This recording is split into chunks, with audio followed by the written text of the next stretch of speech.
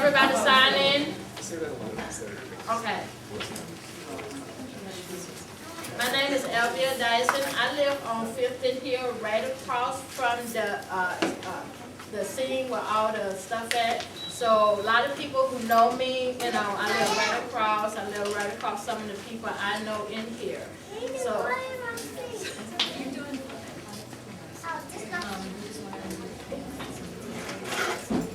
Okay, yeah, we're ready to get this meeting started. Y'all have to forgive me, this is my first time doing this. They put me on the spot. That's why I stand right here like she was glued to me. If I messed up, y'all forgive me, because this is the first time I ever done this.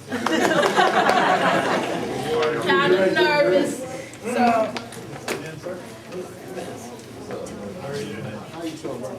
Okay, we finna get ready to review the plan for tonight's meeting.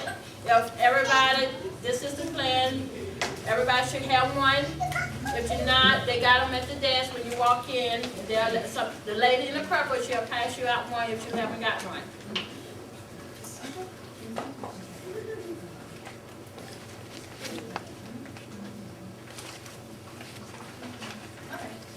Well, I think everybody has a copy of the agenda. I want to thank Albia for helping to open up this meeting. And she's nervous and everything, but one of the things that people should know about Albia is she's been very involved in this campaign from the beginning. And a lot of the yard signs that you see out there in the neighborhood is sort of her brainchild, her idea, and she helped get that started. So thank you for helping.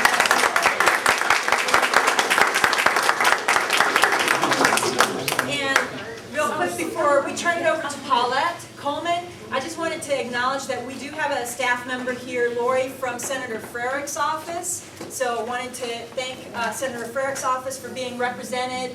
Senator Frericks has been involved in this issue since the beginning and has, had presence as at our meetings, as well as Representative Jacobson. But tonight we are pleased to have a staff member from Senator Frericks' office.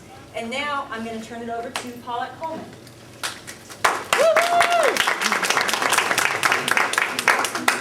I am so happy to be standing in front of you all tonight because I really knew that this community could come together. I knew that the community cared about what was going on. And it shows me that you all do care. And you're going to take this information that you received tonight back to your blocks, to your families, to your friends, and let them know what's really going on. So, as Claudia said, at first I am nervous. Even though I know 75% of the people in this place by name and face, I still am nervous just to be standing in front of all of you. So, Albia, you're not going to understand. My name is Paulette Coleman. I'm an organizer for healthcare consumers. I've actually been organizing for 10 years. I'm a former resident. I used to live at 607 East Vine, so I still have a lot of ties to this community. Even though I don't live in this neighborhood anymore, I still care deeply because my sister and her family lives on the corner of 4th Street, so 4th and 9th. So I still have a lot of friends in this area. My kids were going to Washington School just until this year, so I still have a lot of ties to this community. So I care very deeply about what's going on at 15th Hill. I'd like to talk about the 15th Hill Neighborhood Rights Campaign. The campaign started last December after we found out that Ameren was going to try to clean up the site. We wanted to learn more about Ameren's plan to do a site remediation program, the site remediation of the property. The campaign is made up of residents, former residents like myself, concerned community members, and some organizations, including healthcare consumers. Healthcare Consumers provides the community organizing support for this campaign. So when you get the mail-ins, the phone calls, that's the Healthcare Consumers component, plus actual residents from the neighborhood come in and help with the mail-ins and the phone calls. So when you get that, you know that it's coming from us because it has our address on it. The purpose of this campaign is we are dedicated to protecting the health of the neighborhood and the rights of the community in relation to the toxic site owned by Ameren and located at 15th Hill Street. The goals of this campaign, there's a handout that you'll be able to read and point it out. It's the green handout. These are the goals of our campaign. This is what we have been asking for from the beginning. We haven't wavered from what we want. This is what we want. So you can go over that in your private time, or you can look it over when you feel comfortable. We want to learn the extent, the type of the extent and the type of toxicity. I mean, all the different toxins that's located at the site. Resulting from the gas plant and the effects and their effects on all of the residents in the community. We want to provide information to people, and we want to work to protect the rights of people. What we've been doing over the past few months since our last community meeting, we've been doing lots of research. We've been actually going door to door. We call it door canvassing, where we actually get out in the community and talk to people. I can see a lot of people here that we talk to all the time. We've been trying to do outreach to former residents. So if you ever talk to us, we'll always say, do you know anybody else that lived in this community that should be aware of what's going on? So we always are trying to reach out to people who used to live here. We've been gathering petition signatures. That is so important. We want everybody that is concerned about this to sign a petition to let the powers that be know that we do care. We've been making and putting up yard signs. So that is so much fun for us because we get to get out in the community, change yard signs, put new ones in, and there'll be more talk of yard signs later in the meeting. We've been working with our state and national representatives and senators to inform them of what's going on in this neighborhood. And actually we got Representative Jacobson to go door to door with us. So she's actually been out in the neighborhood campaigning, trying to figure what she can do to help. And now, take that deep breath. Now I am going to turn this over to Grant Antoline, who will be leading us through the presentation for this evening. Thank you, and thank you so very much for coming.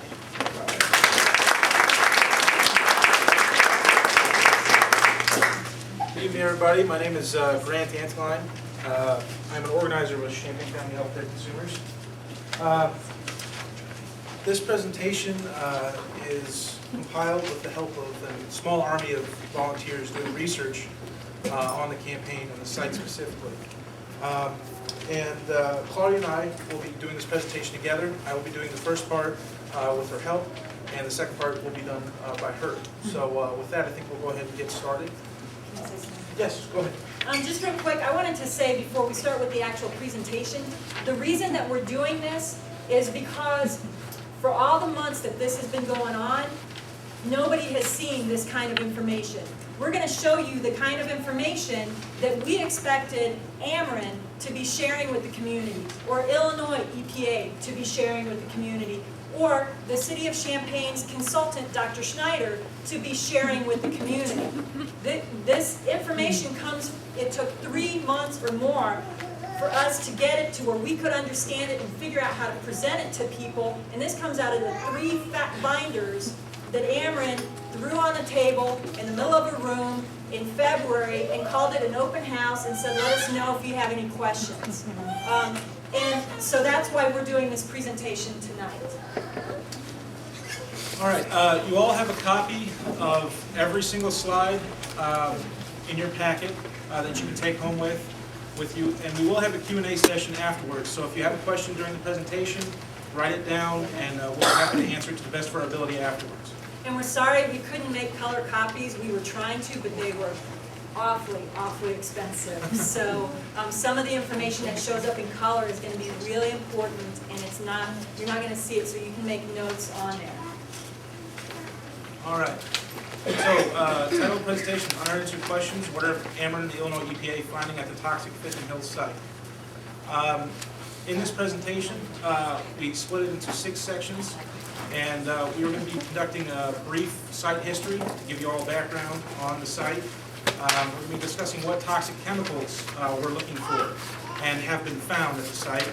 We're going to talk about how they test for these chemicals, the various types of tests they use. Some folks in here may have experienced people coming onto your property and drilling and doing testing themselves. we want to talk about the other signs of contamination and causes for concern that we've run across doing canvassing and being in the neighborhood and talking to residents. And we want to talk about misleading information, what's been coming out of the mouths of Ameren, the Illinois EPA, and the city of Champaign about the site. And lastly, what's next with the campaign? What are we going to expect in the months to come? First, the site history. We are talking about a manufactured gas plant site. These plants were set up all over the country, all over the world really, to make manufactured gas as opposed to natural gas. They took coal and fired it and used it to make gas for heating and cooking. The picture you see right up here is our plant.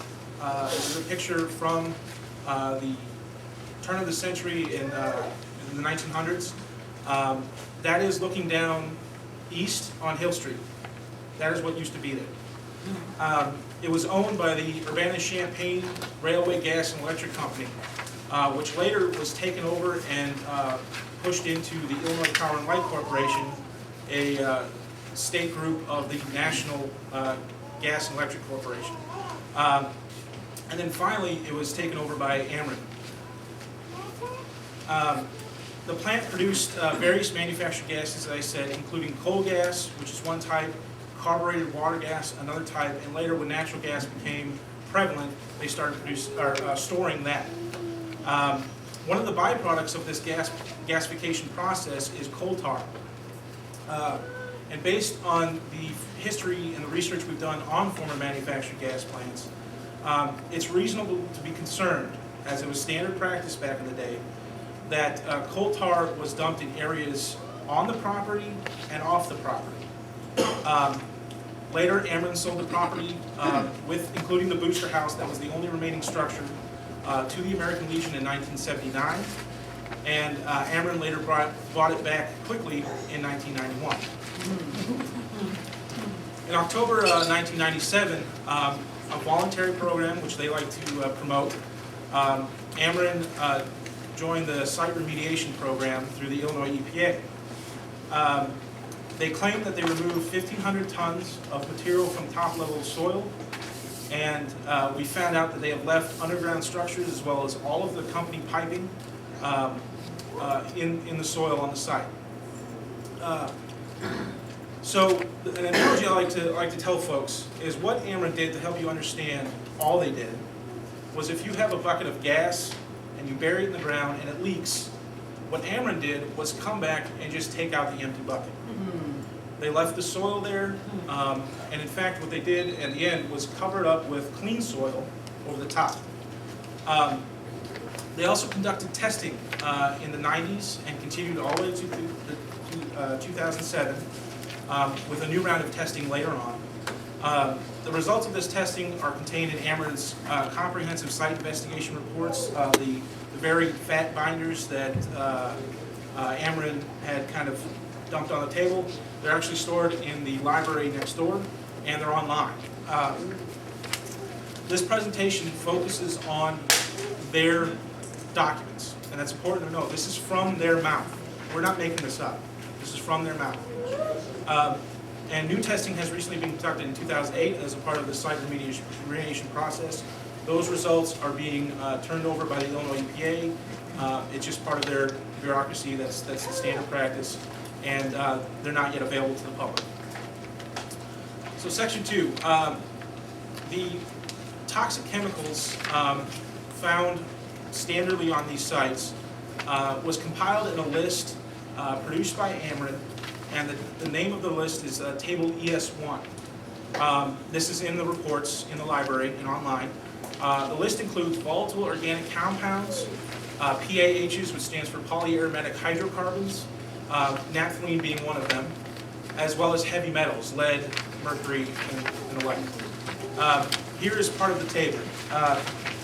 They split it into 2 columns, the first being soil, listing all of the columns down. On this one you see metals and BTEX under volatile aromatics, which is a nasty cocktail of some pretty harmful stuff. And groundwater in the right column, which continues onto this next slide, where you should see all the polyaromatic hydrocarbons, including naphthalene. This is coal tar. This is fresh coal tar. This is the stuff that was the byproduct of the gasification process. It has industrial purposes. A lot of people use it for sealant to cover driveways until they found out what it was. The next picture is what coal tar looks like after it's been in the ground for a while. It becomes solid, black and shiny, still has a powerful chemical smell, but it remains. It stays in the soil. Sure. What we've been doing is going around and finding pieces like this on the site. This was actually taken off by the railroad tracks, north side of the site. What this is a fire brick. The retorts that I mentioned before, where they would fire the coal, they would line this fire brick so they can contain the heat and get a good fire. But this black stuff you see on top is very suspect. This is common of impurities and byproducts left from the coal process. Can y'all see my arm shaking? This thing is heavy. It's very good. Yeah, and the way that we found this was we were walking around and we just saw a little piece of it. I don't know if y'all can see it in the back. You can look at it afterwards. We put it in a bag. You don't want to be touching this. But we just saw a little piece of it, and it almost looked like old blacktop from a driveway or something. And we were going to try to pick it up, and we couldn't pick it up. Well, we didn't realize it was attached to this big old brick. But you can come and look at this afterwards, but it's like that, except for it was more exposed to the surface. And we'll be talking about some of the other items up here later, but if you get the chance tonight, it's really interesting to see what we've been finding up here. So when we say toxic, when we say these chemicals are toxic, when we say the site is toxic, well, what does that mean? A chemical is toxic if it is able to cause injury, serious debilitation, or death. A synonym for toxic is poisonous. According to the EPA, any chemical listed in the EPA's Toxic Chemicals subject to Section 313 of the Emergency Planning and Community Right to Know Act of 1986 is toxic. It's a big, long list. And one thing that's important to know is there is a Community Right to Know Act. Yes. And that act is pretty much what it says, that when this kind of stuff is around, the community has a right to know. The question is, how does a community get to know? How do they get to find out? Yes. So under the umbrella of toxic, there are 3 levels of toxicity. Acute toxicity produces harmful effects in an organism through a single or short-term exposure. Maybe if you're working in a plant that uses some of these chemicals, you get a blast in the face, benzene, something like that. Chronic toxicity, the ability of a substance or mixture of substances to cause harmful effects over an extended period, usually upon repeated or continuous exposure, being constantly exposed to benzene over a long period of time. Subchronic toxicity, the ability of a substance to cause effects for more than 1 year, but less than the lifetime of an exposed organism. You're exposed to an environment that has toxic chemicals, you leave that environment, and the effects of those toxic chemicals disappear. The examples of health effects of some of these chemicals. Now again, these chemicals are toxic according to the Illinois EPA and the Agency for Toxic Substances and Disease Registry. And real quick, the reason that they were on Ameren's list that Grant talked about a moment ago on that table ES1, the reason that these are on that list is because these are present at the site and in the neighborhood. Sorry, I want to head a sec. Benzene, we're going to talk about benzene first. Benzene is an extremely dangerous chemical. It causes depression of the central nervous system, marked by drowsiness, dizziness, headache, nausea, loss of coordination, confusion, unconsciousness. Benzene is most dangerous when you're exposed to it for long periods of time, or when the concentration of the person exposed to is extremely high. So the longer that you're exposed to this stuff, the more dangerous it becomes. It's conclusive that benzene causes a serious condition with blood. lowers the number of red blood cells, white blood cells, and clotting cells. Benzene also damages the bone marrow, which produces blood, resulting in aplastic anemia, which can lead to leukemia. There are strong concerns that high exposures to benzene may be related to menstrual and reproductive problems in women. In this neighborhood, there are a lot of women who live and have lived in this neighborhood who have had very serious reproductive health problems, fibroids, having to have hysterectomies, infertility, things like that. You know, things that do happen to women. But you cannot go into my neighborhood in East Urbana and find so many women who have these problems all in one small area. Another chemical, naphthalene, which I mentioned before, another extremely horrible chemical, also attacks the blood. It destroys red blood cells. It can cause the body to have hemolytic anemia, which symptoms of that include fatigue, lack of appetite, restlessness, pale skin. Large amounts cause nausea, vomiting, diarrhea, blood in the urine, and yellow color to the skin. Chronic inflammation of the upper respiratory system, lung, chronic nasal inflammation, hyperplasia of the respiratory epithelium in the nose, olfactory inflammation of the olfactory epithelium are reported in certain animal tests. So an issue with this is, in some cases, it's unethical to do prolonged human testing. So they rely on animal testing to talk about toxicity of these chemicals. Exposure to vapors of naphthalene and specifically coal tar can cause laryngeal carcinomas or neoplasms of the pylorus and cecum, throat cancer, and issues of cancer or tumors associated with the sinus cavity. Maternal toxicity is common, and fetal toxicity were observed in, again, animal testing, where they inject, and they did this by injecting the chemical straight into the stomach of animals. Increased number of upper respiratory carcinomas were reported in female mice who breathed this chemical. Ethylbenzene. High levels of ethylbenzene can cause eye and throat irritation, dizziness.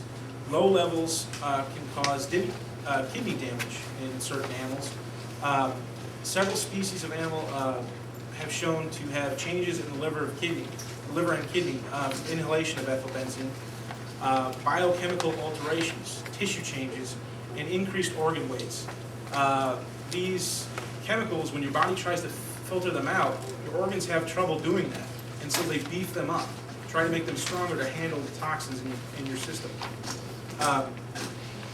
A study by the, animal studies have reported fetal resorptions, retardation of skeletal development, an increase in extra ribs in certain animals. A study by the National Toxic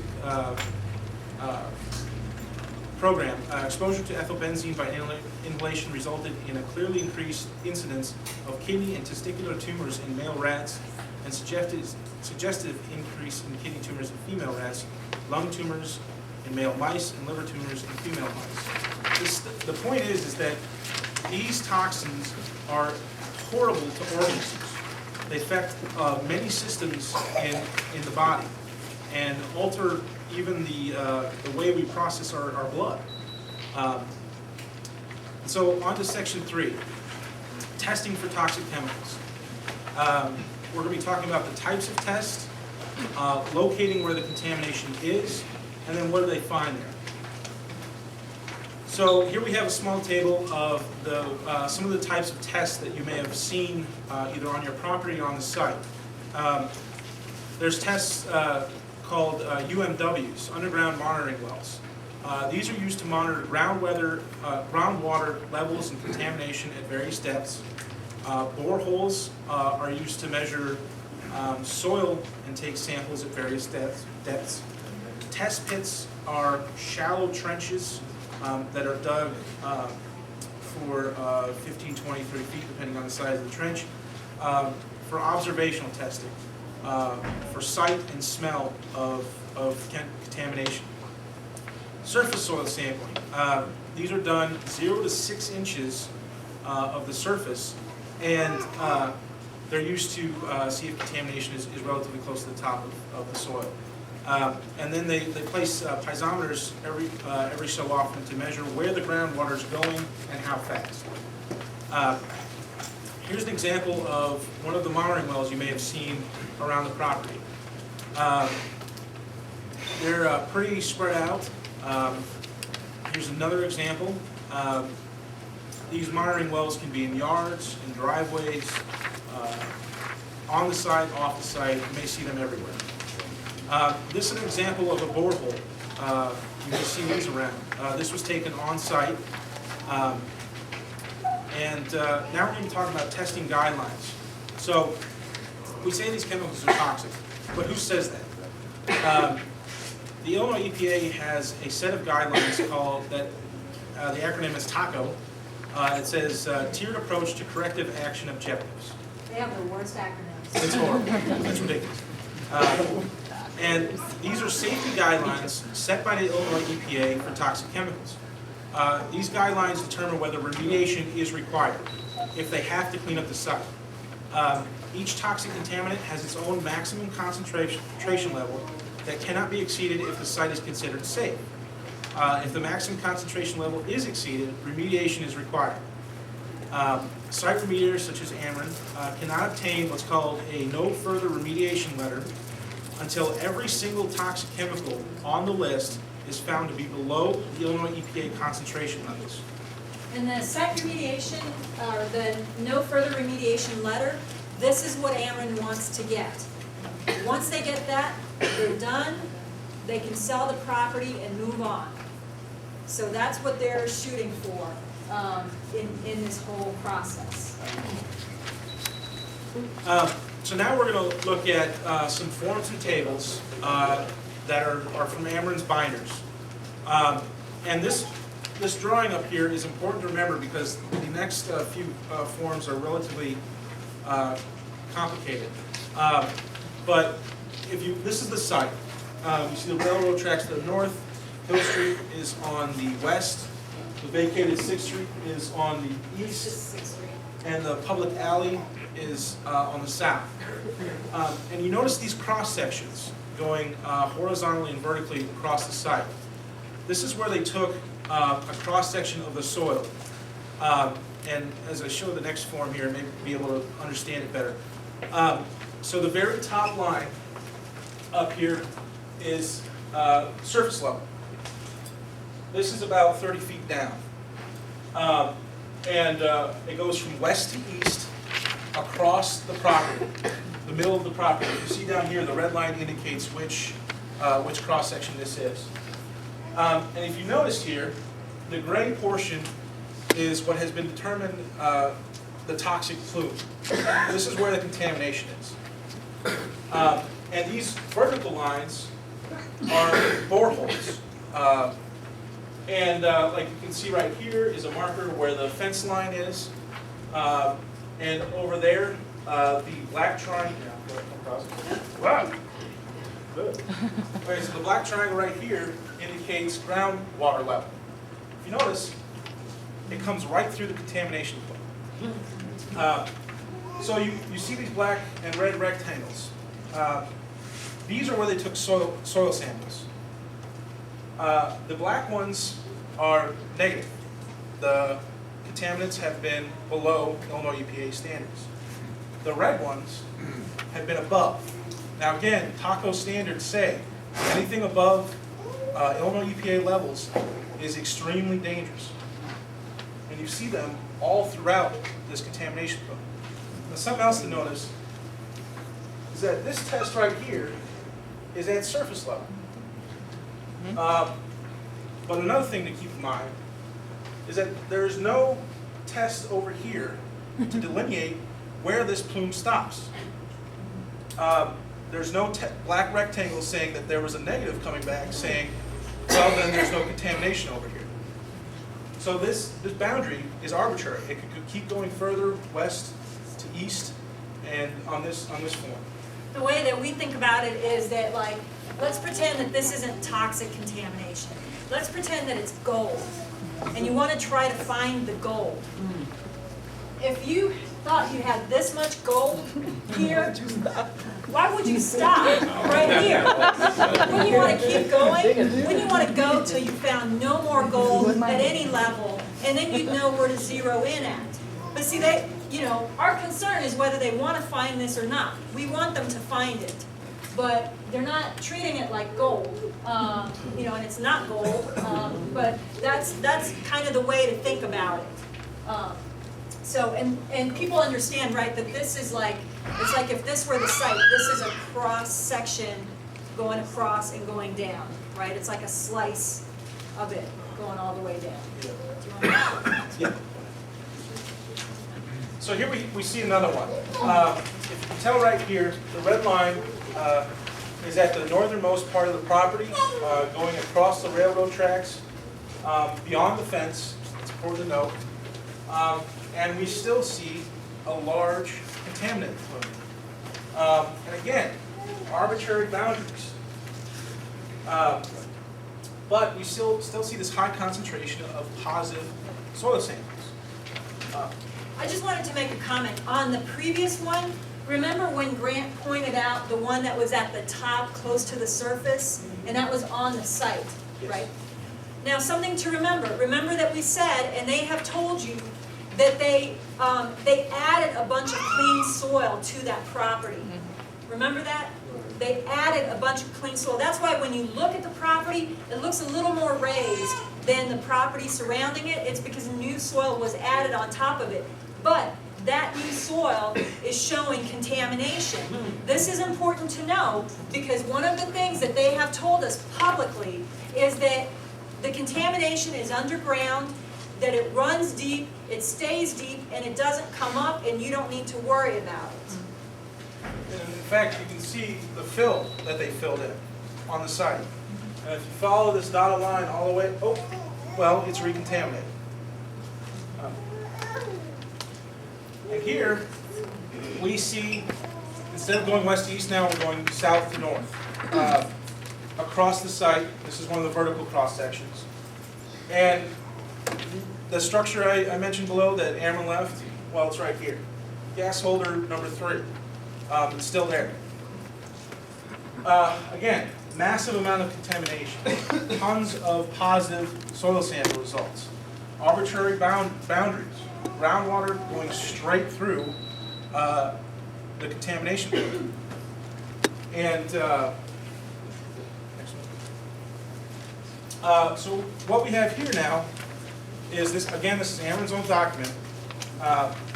This is a picture of the site. Here's the fence line. Here's their property line. Now, something just to remember, the fence line does not cover all their property. But what we see here is 0 to 3 feet. And these are all of the various wells, boreholes, surface soil samples, and test pits that come up positive, exceeding Tier 1 guidelines, meaning it's extremely dangerous, for the site. Now notice, way up here are some odd-looking dots, the CSSs. These are all surface soil samples. So not only is that 0 to 3 feet, that's 0 to 6 inches. The surface is toxic. And we're sorry that you don't have the color ones to see where the red is, but as you're watching this, you can see there's a lot of red. And again, red doesn't just mean, oh, they found something. Red means they found something and it is off the charts as far as safety. So just these round dots with the B in front of them, they're boreholes, long trenches, they're test pits, and we see the UMW up here, which is actually in somebody's yard, backyard, and that's positive. That's an underground monitoring well. And one thing to remember, and this will come up again, but again, these are very shallow, positive tests. You know, it's shallow. Everybody who lives in this neighborhood knows how bad it floods, right? So we just saw 0 to 3 feet. This is 3 to 10 feet. And we have more positives. We have more test pits that came up positive, way more boreholes that came up positive, and even a surface soil sample all the way south that came up positive. Now notice, very little testing here. But the one that's off-site for 0 to 6 inches came back positive. So now this is 10 to 20 feet, very far down. And we're still seeing a lot of positives. Very dangerous test sample results that came back. Some have gone black now, but we still see a high concentration of test samples that came back positive. Greater than 20 feet. And we're still seeing positive results, including off-site. And the last one had 6th Street, the vacated flooded area, it's always flooded, was positive as well. So now we see where the contamination is, but what are they finding and how bad is it? And please note that anything highlighted with color in the following slides exceeds safety guidelines and is considered very toxic. This is a table from Ameren's binders. And these ID numbers are all individual boreholes.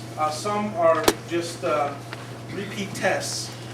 But every single B501, B502, they're different boreholes. And we have our chemicals in this column.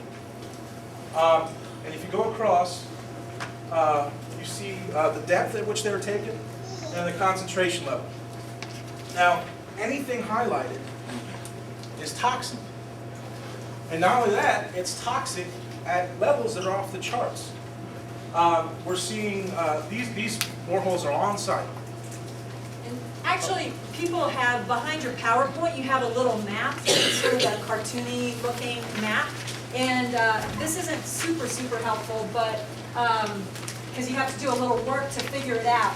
But some of these boreholes, like if we want to look at, this is 503 and what it's found on all the different contaminants.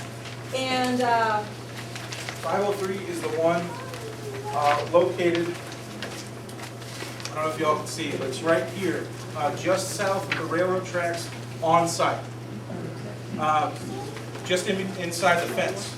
we were going to do like a whole Google map for you and blow it up big so you could really match them up. But Kinko's isn't allowed to make money off of Google, so that's why we did, or Grant did a quick map like this. But basically, that map shows you where just some of these really bad findings are.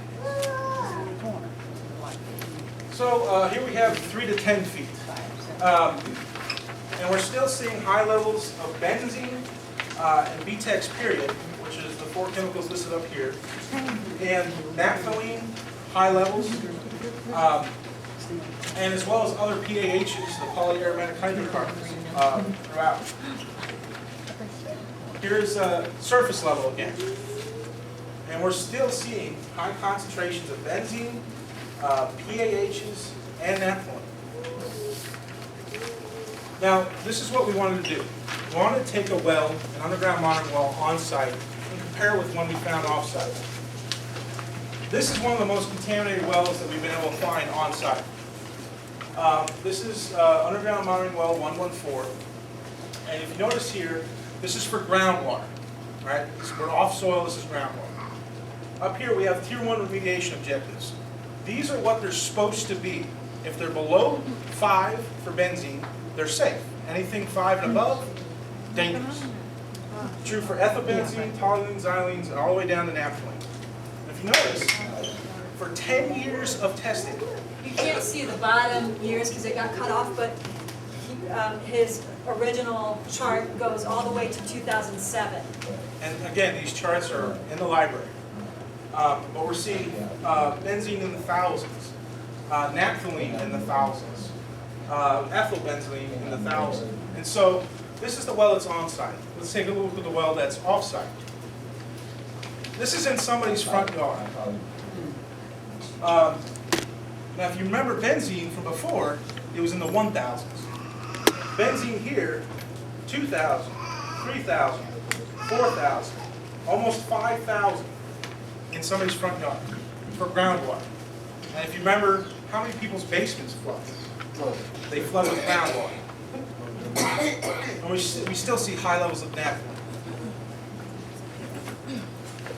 So we talked about heavy metals at some point. What we have here is 0 to 3 feet of heavy metals. And we see high levels of arsenic, high levels of cyanide, lead, and mercury. And these tests were done in 2004. This wasn't before they did the remediation. This was 4 years ago. So section 4. This is the other signs of contamination and causes for concern that we find in the neighborhood related to the site. We're going to talk about the city's neighborhood infrastructure. We're going to talk about the historical research we've done, namely with newspapers. We're going to talk about the evidence of possible contamination outside of the testing boundary. First, sewage in the neighborhood. We've gotten tons of reports of folks who have raw sewage backing up into their homes and in their yards. This photo is of somebody's backyard. I took that photo, not so long ago. So a lot of these photos you're seeing are local. And if you want to blur your eyes a little bit, it look kind of nice, like you're looking at trees from overhead in a muddy river, but that's not what it was. And I was standing like this, and the smell was unbearable. And this is something that happens repeatedly at this person's home. Yeah. And residents often pay hundreds of dollars every year to get their own sewer systems rooted out because when they communicate these concerns to the city, they say it's your problem. And the concern is if there's problems underground with the infrastructure underground, whether it's sewage or water or anything like that, you know, it can contribute to the movement and the spread of contaminated groundwater or toxic groundwater, or if the soil is contaminated and these other things are moving through it, it can help move that along. That's part of why we're focusing on this. Another cause for concern about the city's infrastructure is the water. We hear tons of residents say, my water smells, it's discolored, and it tastes funny. Many residents, again, pay out of pocket because they don't trust the water that's coming into their own homes to buy bottled water. Another issue which is pretty prevalent when we're talking about contamination through groundwater is drainage. Flooding occurs in numerous areas in Fifth Hill. If you live there, you know this. It causes basements to flood with potentially contaminated groundwater. This photo right here is a little dark, but you can see that all these objects were knocked over. This was taken in one of the residents' basements. These objects were knocked over because the water got so high that it knocked them over. And over here, a box, you can make out a kind of jagged line here. That's how high the water was. It was about knee high in somebody's basement. Flooding can spread contaminated groundwater. This was somebody's backyard. It's adjacent to the site. Their yard touches Ameren's property, right next to the railroad tracks. Here's 6th Street, the vacated 6th Street that everybody uses as a walkway to get a block or two away. That was flooded, right next to the site. And remember, there was high concentration of toxics near the surface along 6th Street. The storm sewer system, which according to city staff has not been updated since World War II, drains contaminated groundwater from the site and the neighborhood to the Boneyard Creek, west of the neighborhood. And we have tracked where the storm sewers go, and then where they drain into the boneyard from the Fifth and Hill area. Wells is another issue of infrastructure in the neighborhood.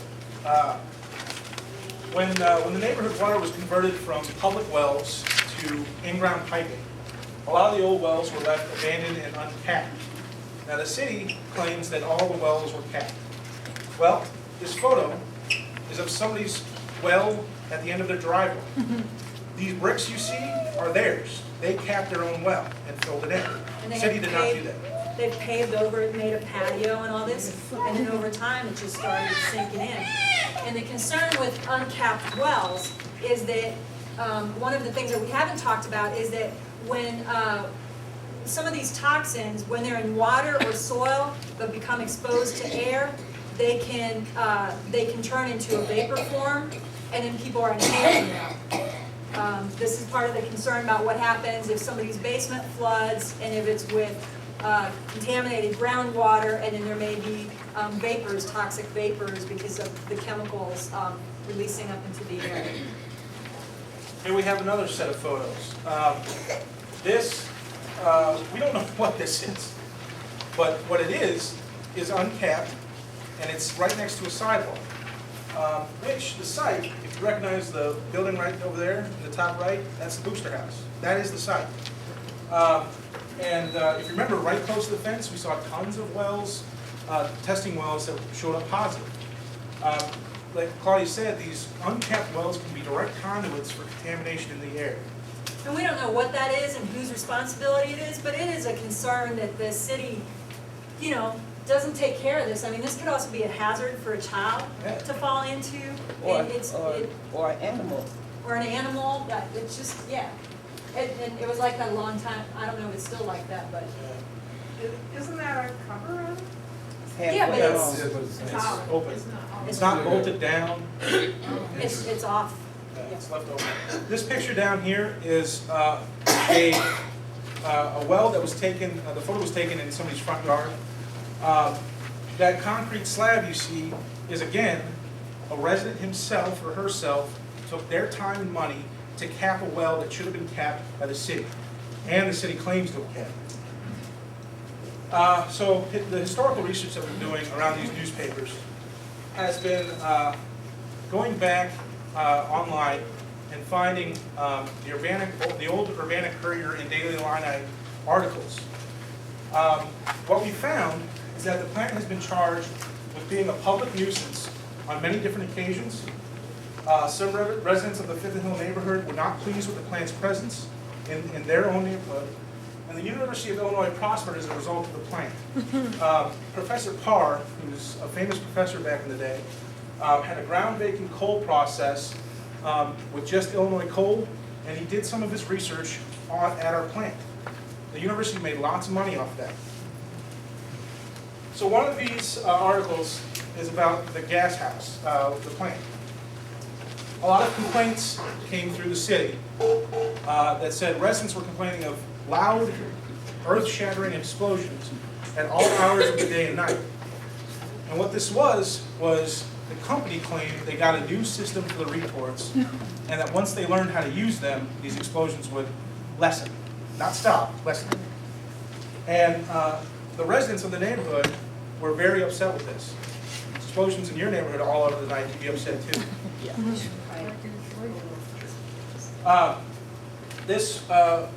These next two articles focus on the same event, but what happened was a tar line going across Hill Street, which used to run down the property before it was vacated, broke. It was transferring coal tar from one tank to another across Hill Street, and the line failed. It dumped thousands of gallons of coal tar down the storm sewer into the Boneyard Creek. It polluted the Boneyard Creek for 20 miles all the way to the Salt Fork, killing every single fish and animal that used that river. The city called for indictments of the company because of this. We have records of court procedure and dockets that we're looking into. So why did we get away with it? It says he quashed another indictment, the judge. I'm sorry? Why did they get away with it? Oh, they did. They were charged as being a public nuisance. We have that article was later, earlier than when the indictments happened. Because it says the judge quashed another indictment. The gist is, the point of the articles is to help people understand that there's a history here, and that there has been dumping in the past and so on. And we can talk to you after the meeting if you want to learn more about that particular situation. But one of the other things from the research is, well, again, first, before we move to the next section, we just wanted to remind people again about the importance of the city's infrastructure, right? Because we're talking about the movement of groundwater or contaminated soil and how a poor infrastructure can help contribute to the spread of contaminants. And we do have, in fact, residents in a wide area, not just right around the site, consistently reporting gas or chemical smells when their basements flood. And also there's many areas where people report where all of a sudden their plants or grass have just stopped growing, and they don't know why, and they don't grow back. These kinds of things are actually, signs of possible contamination. These are the kinds of things that actually people who want to, if these were signs of gold, right? If we were looking for gold and these were signs that, hey, there might be gold around, people would be interested in it and would want to try to follow up on this. The next stuff that Grant is going to talk about is actually one of the things, some of the research that we did is we looked at that it used to be the habit of former manufactured gas plants to take some of their waste and dump it on properties around their own property, right? And there are certain things now, years, decades later, that you can look for and sometimes find, and we've learned what kinds of things to look for, and we are, concerned about whether there was dumping. Contamination can come from two sources. It can come from the original toxic stuff that was on the site and sort of spread through groundwater and soil. It can also come from people, carrying materials and dumping it somewhere. So that's what we're going to talk about now. So this piece of earth was found in somebody's yard. And if you can tell, it's kind of got the look that oil has when it's on water. It's rainbow, kind of looks like gasoline when it touches water. This was one of the samples we found on some of the yards. You don't see this occurring in nature. This is the sign of chemical factors. We have a sample up here. You don't really want to find this stuff in your yard. And y'all can come up and look afterwards. This next piece is another piece we found right by somebody's home. And if you remember the photo earlier on that showed the coal tar next to the rock, black, glassy, very shiny, and fragmented. This is indicative of the stuff that we're looking for. It's another sign of possible contamination off-site. And I just want to say we have a few samples up here that people can look at. They are bagged for your safety. And we just have a few samples, but we have a lot of this stuff that we're finding. How far off-site this was? How far else? What was the furthest one? The furthest one, Well, in the neighborhood, the furthest one was probably 3 or 4 blocks away, kind of diagonally, yes. southwest. And then there was another one even further away, southeast. But the important factor to remember is all of the samples, with the exception of one that I found, have been outside of where Ameren is testing to find contamination. All of them. Do you want me to do this here? Do you want to sit back there? No, Oh, no, okay. I'm too angry. Okay. Okay. Next, what's coming up, unfortunately not many photos. I'm going to try to go through some of this pretty quickly. It's a lot of words, but you can read it later. But again, to review, what do we know? Toxic chemicals found at the site. We know that they're there. We know that they're known to damage human health. They are testing positive in concentrations that are above what's acceptable for the EPA and Illinois EPA for safe exposure. Also, we're consistently seeing from test results the presence of these toxic chemicals in shallow soil, and this increases the risk of exposure. Right? If it's closer to the surface where we walk and play and move around, it increases the risk of exposure. The outer boundaries of the spread of contamination have not yet been mapped out, at least to our satisfaction. And again, we think of it, if we're looking for gold, do we think they went far enough to look for it? And then there is reasonable concern from what people are reporting, all the signs, some of which we've just described, that these chemicals have spread much further throughout the neighborhood than what Ameren and Illinois EPA seem to be willing to talk about. And yet, the reasonable concerns about the health and safety of residents and former residents are dismissed and downplayed by the Illinois EPA, Ameren, and the city of Champaign. They continually say there is no immediate threat to human health or the environment. How can they say that? Their own agencies don't say that. Their own agencies say this stuff is toxic, it's dangerous, you have to clean it up. We believe that this cannot be an accurate assessment of the toxic contamination. It just can't be right. Now, I want to talk for a moment about the city. The city of Champaign hired a consultant by the name of Dr. Nicholas Schneider, who works for RAPS Engineering, and they asked him, and there was a meeting here a couple months ago, I guess. I don't remember anymore, but it was a couple months ago, I think. And Dr. RAPS was asked to do a more scientific version of what we've done for you. Dr. Raps was asked to go and read all of those materials from Ameren and then go back and tell the city what do they need to know about this. He basically reviewed the materials, and then we were upset about the lack of warning signs on the property. We felt that there needed to be warning signs saying possible contamination in groundwater and soil, wash hands if you come in contact. Just looking out for people to do that. And he went and did a little bit of testing, sort of at various random points around Ameren's property. And his findings actually differ from Ameren's, showing very little contamination.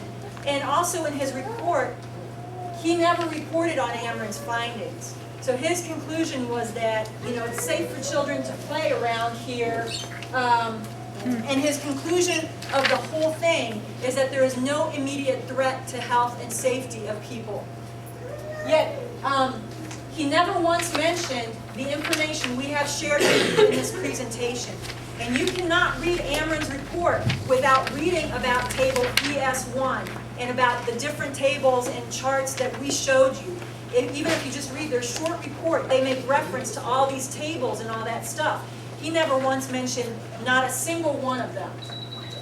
He downplayed concerns about exposure to certain toxics because he said these compounds are used every day by residents as fuel for automobiles, lawnmowers, cleaning compounds, etc. And the actual source of the constituents of concern are numerous. So, number one, he's not referencing the data, but number two, he's sort of saying, hey, the stuff is everywhere, you're always exposed to it.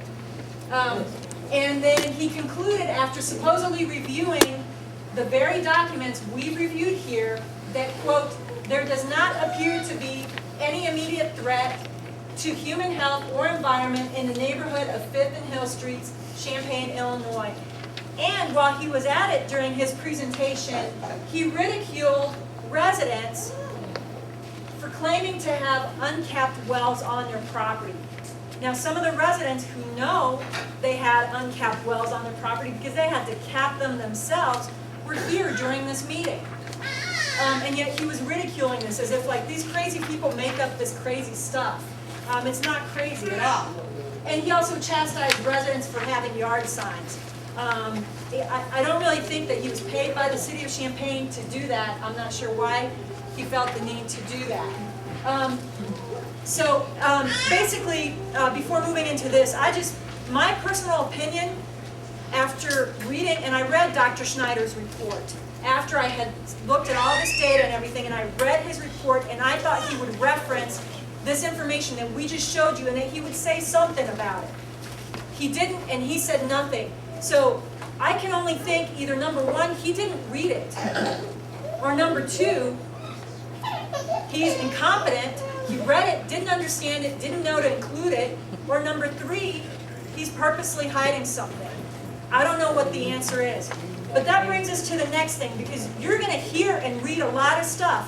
Ameren is going to talk to the newspapers and to the TV and the radio and so on, and you're going to be hearing and reading stuff, and you've already been seeing some of this. Now, we looked at the different things that we say, and we found 8 different ways that they use to try to trivialize or mislead, about people's concerns. Number one, they avoid using the word toxic.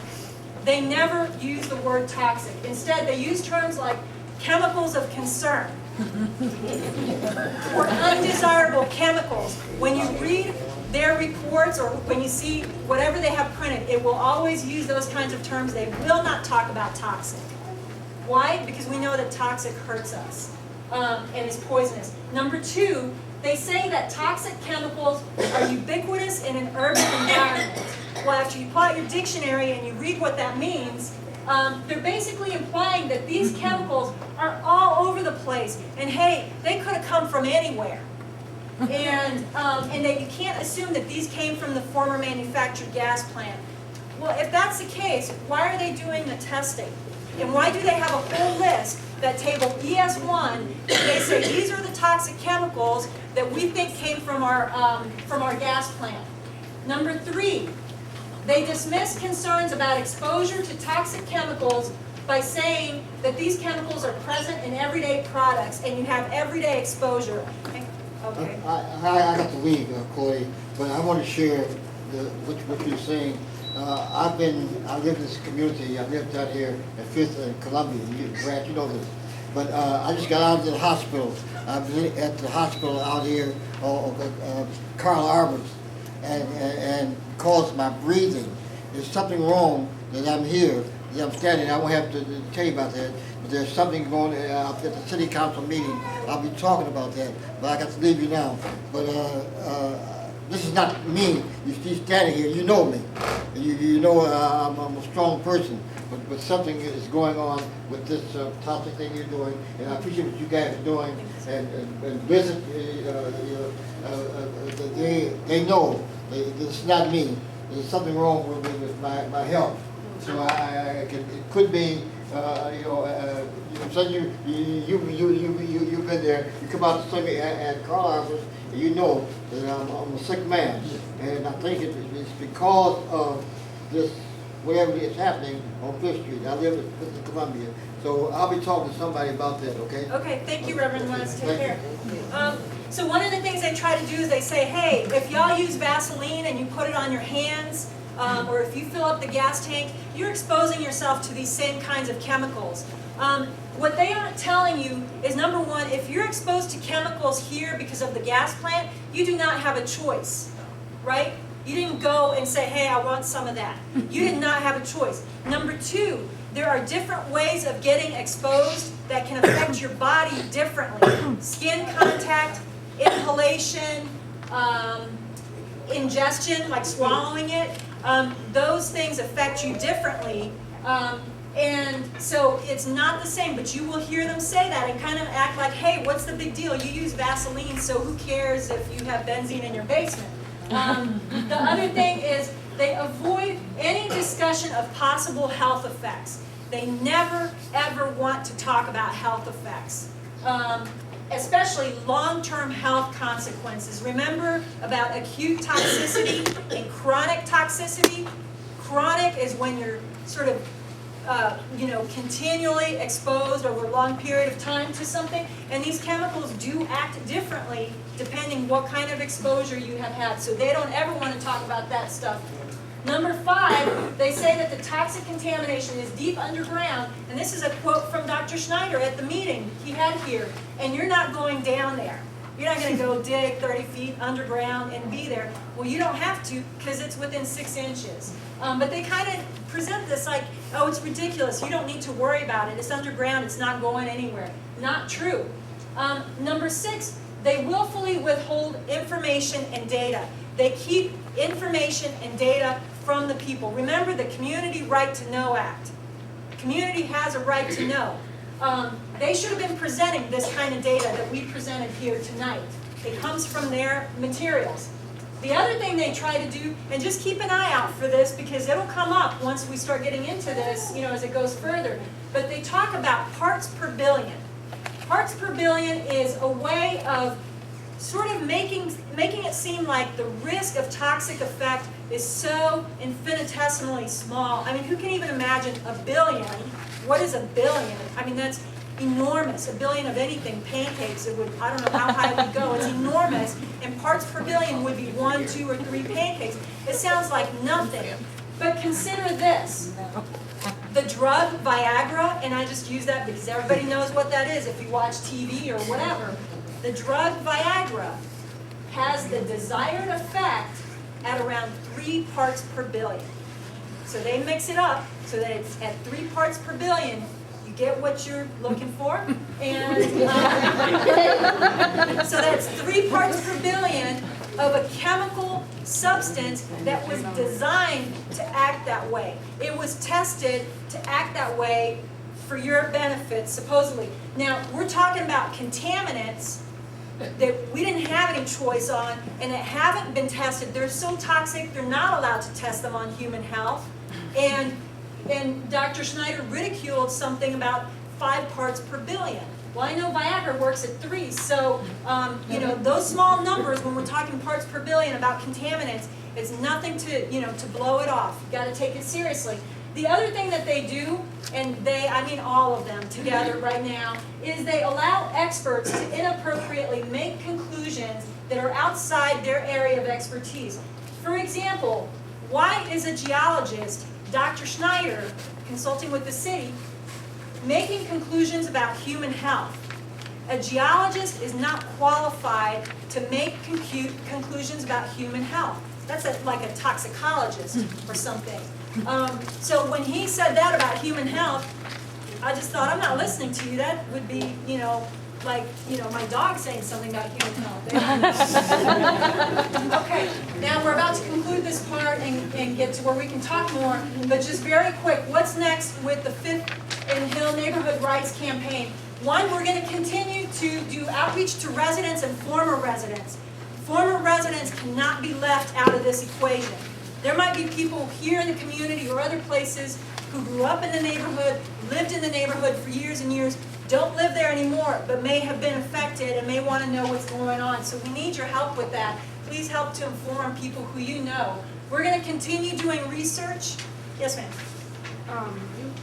They got the signs up there. A man in a fatigue uniform came and talked to my grandma and told her she could not have that sign out in the yard and took it out.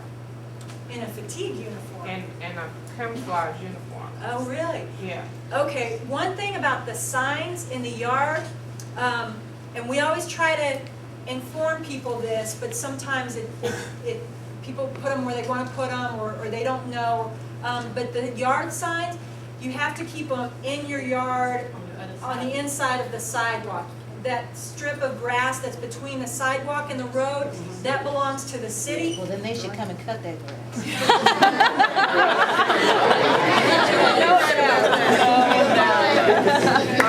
No doubt. That is correct. If you do have a yard sign, please make sure it's in your No, yard. but he didn't say. He said to my grandma that he was going to go around and make sure all the signs came down. Not that And they they are. moved up. And I've I been noticed- noticing some of them are down. That were Okay. normally I noticed some up. of them are down.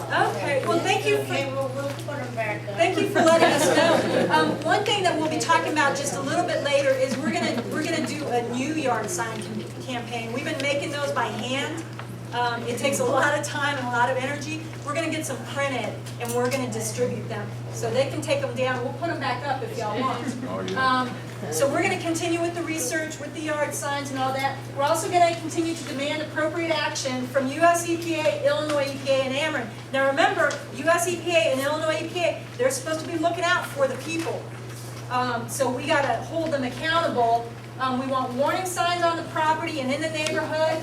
We want them to test to find the outer boundaries of the contamination, and we want them to present real information to the community, not have another one of those bogus open houses, you know, where they throw books on the table and say, let us know if you have any questions. That's not right. And we also want them to work directly with the residents and the community on all aspects of the site remediation process. This stuff should not be a secret from the community. And that's the end of that part of the presentation. And now we're ready to move on to Q&A. Yep. Last year, my son passed away from pancreatic cancer, and he was only 20. And And it's also known that that disease is usually for people who are older. We did live by the tracks over there for a year. My thing is also that, there are people that garden in their backyard. They did that for many years, doing gardening and purchasing food from the people, or they're just getting it from them that were gardening in their backyard. So that couldn't just be, because the possibility it could be spreaded even further than just in that area, in our area. Yeah, that's true. For years, people have bought produce from the gardens locally. I'm sorry about your son. We actually hear a lot of really sad and upsetting stories that just don't seem right, and it also just seems like, how can so much happen, in one place,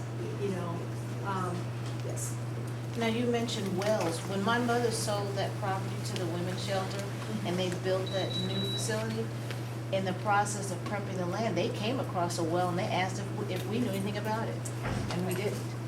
Do you know whether it was filled or capped?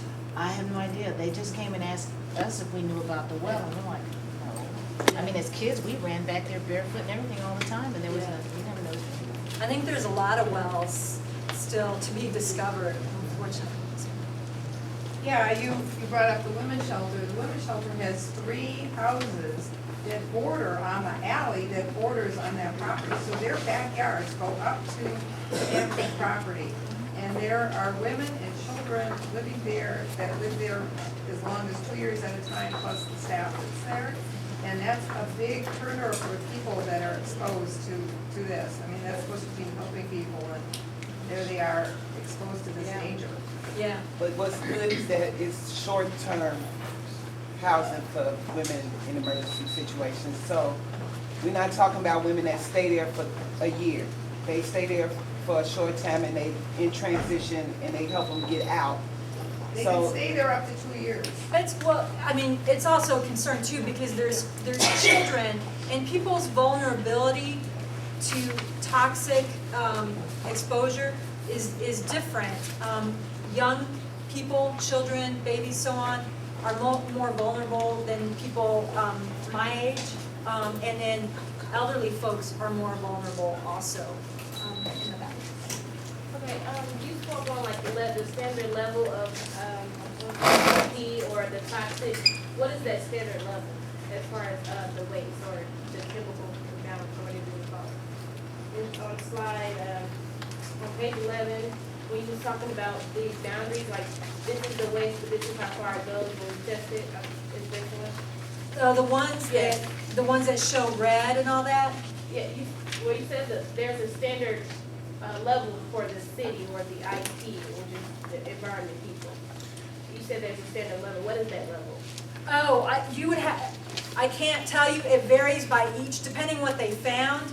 But some of those other charts will show you the ones that actually have the names of the toxins and all that, and then it'll show you like the amount that is, acceptable, and then what's over it is not acceptable. But it's different depending on what the toxin is.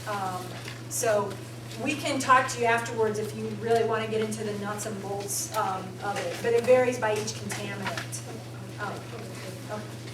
I grew up here, and it used to be Lawhead, before this was Washington and so forth and so on. But children used to walk every day past that area going to Wheeler. Fortunately for me, I walked every day and I went to Marquette. But that's been there for years. And they have not did a thing, and they have not tried to do a thing. And when the Legion was gonna build a place there rather than up here, they had to move because of the area was toxic, and they had no idea. And Ameren and Illinois Spire and all of them knew that this stuff was there for many, many years. And there's people right here that grew up and they know what went on. That is correct. The company and the Illinois EPA knew for years and years and years what the people didn't know. I'm gonna take one more question, then we're gonna move on to action unless people have other questions. Well, thanks for the opportunity and congratulations on a great meeting. Well, to quote from your pamphlets, this is a complicated problem with a complicated solution. And again, I think this meeting was an important part to take this debate forward. As some of you may know, at the campus, the planning department that I'm from, and with sponsorship from Center for Democracy, has been involved in the issue for some time. And there's a particular with the Citizens for Peace and Justice, and in the short while in a coalition with healthcare consumers. I think the charge that is at hand is a very complex one, right? I think Do you have a question? Are you Yeah. asking a question? Okay. Yeah, I think the question that I'm wanting to suggest is that, I mean, in our research so far, there's been no consequence that we know, all right? And the question is whether you've found where there has been a successful tying down of physical contaminants to adverse human health consequences. All right? So what I'm trying to suggest is that the charge that the agencies are making as they're lining up, all right, is going to be a very difficult one to meet. For example, you brought in the contaminants in a plastic bag. What they are arguing is that they've got it all wrapped up in a plastic bag. All right, so they admitted at the outset that these are toxic chemicals, all right, but they've got it under control. Now we have 3 agencies lining up. So I think as residents and as concerned citizens for social health, community health, the 3 agencies have by and large been gutted out to be able to mount their case. Okay, so the question then is how you guys are going to put together the charge that how are we going to be able to overcome the charge that these don't present an immediate health outcome? So anyway, we will be doing some work as well, presenting our information at some stage. I think to answer your question, I think that part of what we're doing is we're raising questions. Sure. Right? Looking at this information, we're raising questions, and the number one question is, how can you tell us, after seeing all of this, that there is no immediate threat to human health or to the environment? They are the ones who need to answer the questions, and so our job is going to be to keep asking, the questions. I don't know, this campaign, this is a David and Goliath struggle, right? This is a David and Goliath struggle, but we're going to keep up with it. All of us here are going to keep up with it, and we don't know, there's no clear roadmap for where it's going to go. But the important thing is to keep up with it, and it's going to change along the way, and we're going to figure out different things. But one thing that we feel very certain of is that a lot of the stuff that we're seeing in this neighborhood is stuff we don't see in other neighborhoods. And other neighborhoods in Champaign-Urbana didn't have a former manufactured gas plant. And if they are to act in the interest of public health and public safety, they need to act with what's called the precautionary principle. The precautionary principle is, if I'm not sure that this won't hurt you, I shouldn't do it to you. Okay? That's what we expect. And that's where we're starting from. And now, if folks are ready, we're actually ready to take a little bit of action. When we were talking earlier about where are we going with the campaign, and we have 3 things. We're going to keep doing all the work that we've been doing, and Paulette will talk about that more in a moment. But one of the things is we feel that Ameren really needs to put up clear warning signs. We asked them before, they gave a reason why they thought they didn't have to, but after seeing this data, and seeing that there's contamination so close to the surface, we think that it's reasonable to ask them to put a warning sign. It doesn't have to say, hey, for sure, this property will kill you. That's not what we're asking for. We're asking for a warning sign that says possible contamination, wash your hands. Number 2 is we want them to really come up with a plan that they share with the community to show us how they're gonna test to find the boundary, the outer boundary. Number 3 is we want them, when they're gonna share information with the community and with residents, we don't want them to do another open house. We want them to do a real meeting with a presentation where people can ask them questions. So we have a letter here that if people care to sign on to, we would welcome you to do that. And it's a letter to the US EPA, Illinois EPA, and Ameren IP calling on them for these things. And if you want to sign on to it, you can add your name to the letter. And we have several copies of the letter that we'll send in. If you want to go ahead and take action on that, you are welcome to do that. Should we put our address down? We're just doing, if you want to, but please don't write on the back. If you need more space, if we run out of space, we have other letters here. So, okay, and now,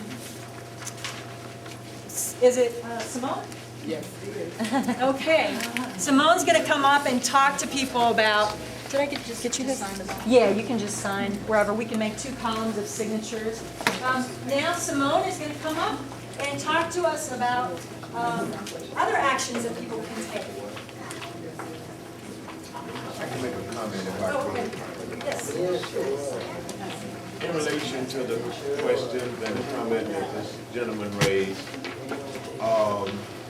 we are not rocket science or brainiacs, but we know that a fundamental concern in a situation like this is liability.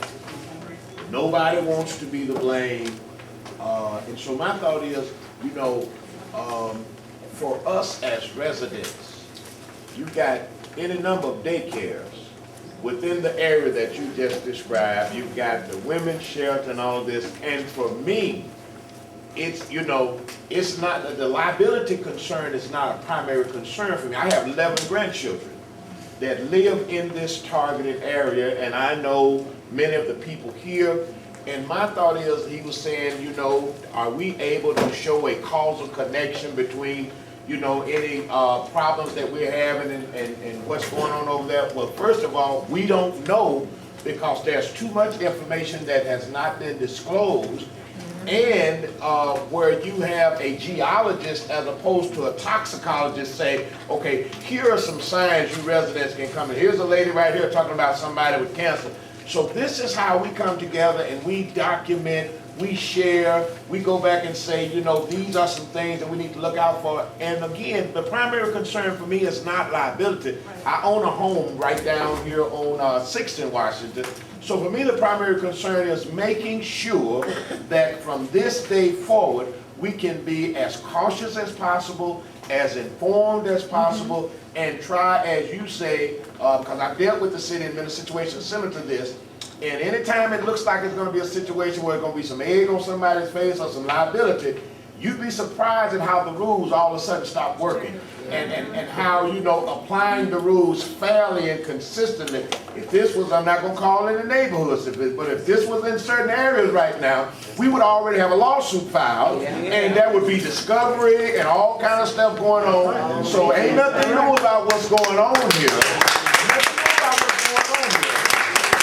But I care just as much about my family and my grandkids and my neighborhood as I know everyone else does. And so I myself want to apologize because I'm very busy, but I did not know the true extent of really what's going on here. And I just want to go on record and saying I'm going to pledge to do everything that I can to keep the fire as high as we can up under the feet of the powers that be.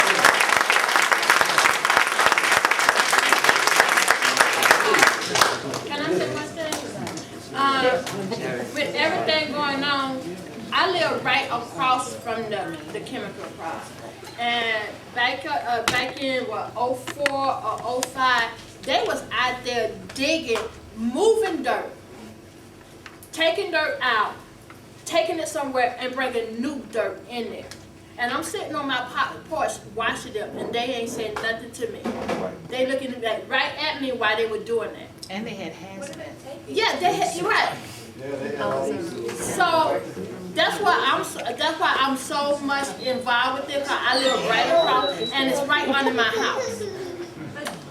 I think that's another concern about why we have to stay active and stay involved, is because the cleanup process, once they get to that and start cleaning up, it's gotta be done very, very carefully, very carefully.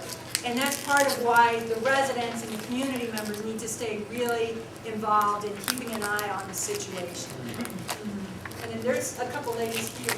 Okay, when they was moving that, I went down and looked at it, and they was taking drums out of the ground, and they was putting them on big, long trucks, and when they put the barrels, these 50-gallon barrels on this truck, then they would take a piece of something look like tar paper and put over the top of it, but I don't know where they took it to.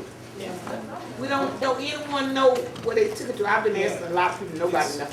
It's actually it's in the binders. A lot of that stuff they hauled off to a incinerator in central Illinois.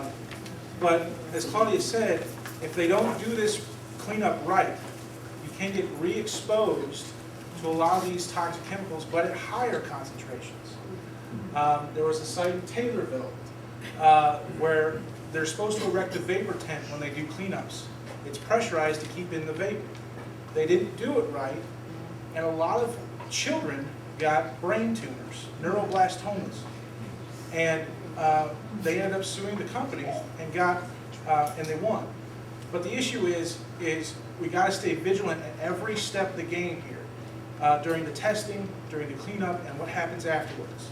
And we do, for people who, and I know we've talked to some of you, for people who have health concerns, I mean, we may not have answers for you. We certainly can't have answers for you, but if people have problems that they want to report, you know, we can take down information. We are talking to people about health concerns and so on, and trying to keep track of information. You know, this is going to be a long road, but we're trying to do that. And actually, they should be out here doing that. They should be out, if they wanted to do a real health effects investigation, that's what they would be doing it. But, you know, we're doing it, we're just coming out the starting gate, but all the things that you said are right on. And that's, you know, what we're trying to keep up with and do, and the more people participating, you know, the more that it helps us. And then there's a lady in red. I lived in the neighborhood over 30 years. I was on 411 East Hill. The building is not there anymore. Yeah. But back in the 90s, we saw them with white suits on, helmets. What's that? If it's not toxic waste, what is it? Yeah. Why did you have to dress like that? Yeah. Come on. Something's wrong, and they didn't tell us nothing. And us kids and our children asking them questions. What are you doing over there? Get away from me, little kids. You know, that's what they tell them. If they have to wear those suits while they're near the Why did they have to wear those suits? and the house 30 feet away doesn't, there's a problem. Yeah. We was right there in front of the building. The real sad thing of it was, when we were kids, I lived here most of my life, there was a time where there was a big hole in the fence, and we used to go in there and play. Yeah, that's what been happening to, they just start bounding that fence down, and they talking about, well, no kids ain't playing in there. Kids do play in there. We used to get in there and fly Because the kids kites. out there playing ball in the road, and the ball go across over their fence, and they have holes, they go under and go get their balls, and they be in there playing. Sure do. You know, that's my concern. That's why I say, just make signs, just do this here. Just get this here, a community meeting together for everybody to know what's going on. You know, it's time for us to fight for our own people. If we don't fight for, who will? Well, and actually Simone's about to tell people different ways, people are ready to get involved, do what they can. There's a lot of different things people can do, and Simone is going to tell you about that. I'm Simone Ford. I've been a resident in this neighborhood for the past 8 years. And when I rented my house, I was not told there was a toxic waste dump down the street. I've had a lot of problems at the house, but I'll get into that later. You can ask me later. Can people hear Simone? Do you want to step up and you can speak a little louder? You have a pink Take Action handout.